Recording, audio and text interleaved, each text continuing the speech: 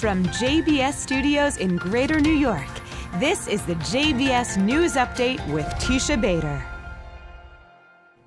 I'm Teisha Bader with the JBS News Update for Thursday, November the 29th, 2018. Jewish organizations strongly condemned remarks made yesterday by CNN political commentator and Temple University professor Mark Lamont Hill. Hill was addressing the United Nations International Day of Solidarity with the Palestinian people, where he accused Israel of ethnic cleansing and seemed to suggest justification for Palestinian quote-unquote resistance. Hill said we must promote nonviolence at every opportunity, but cannot endorse narrow politics that shames Palestinians for resisting, for refusing to do nothing in the face of state violence and ethnic cleansing. And he concludes his remarks stating justice requires a free Palestine from the river to the sea, which, as Jewish groups stressed, is a phrase known and used as a cry for Israel's elimination, although Hill later said he did not intend that.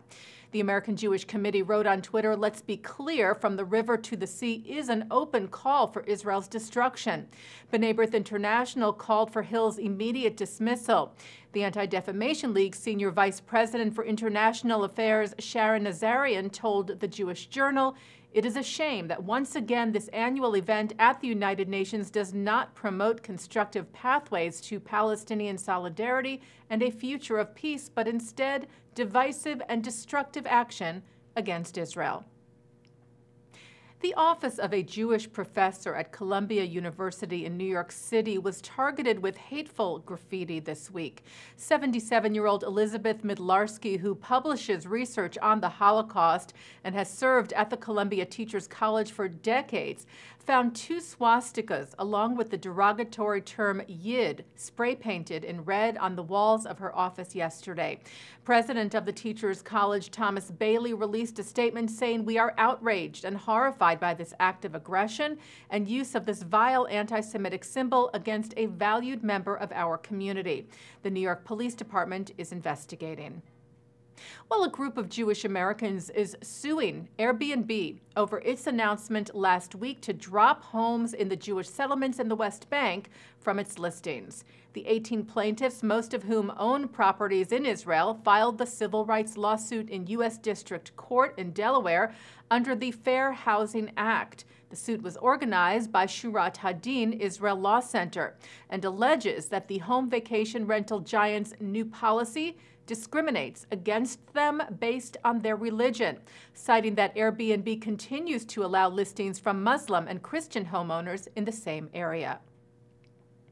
72 Jewish organizations sent a joint letter this week urging Congress to pass 2 bipartisan bills combating anti-Semitism around the world. The letter was organized by the Anti-Defamation League and signed by organizations representing the Reconstructionist, Reform, Conservative, and Orthodox streams of Judaism, as well as by the Conference of Presidents of major American Jewish organizations, the American Jewish Committee, and the Jewish Federations of North America. It asks congressional leaders to help pass the Special Envoy to Monitor and Combat Anti-Semitism Act and the Combating European Anti-Semitism Act.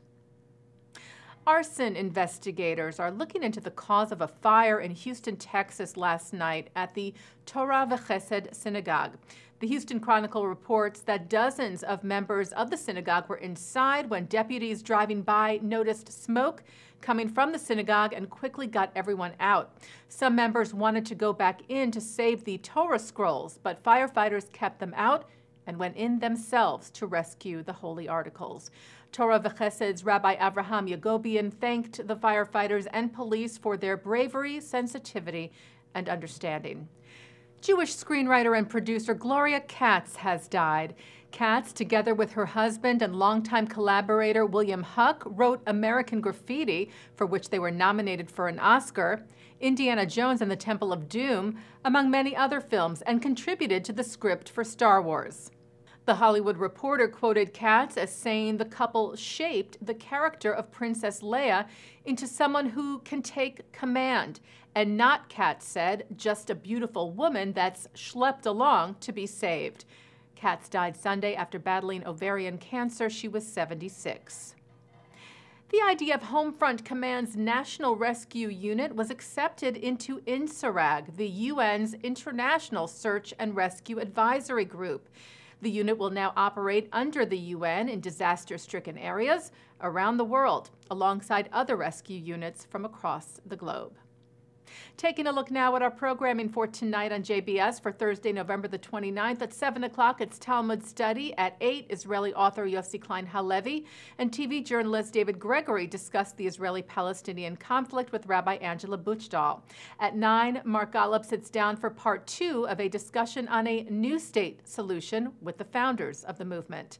At 10, author and psychologist Alon Gratch talks with the New York Times' Joseph Berger about the unique Israeli identity in a program of the AJC Westchester, the Westchester Jewish Council, and the Rosenthal JCC.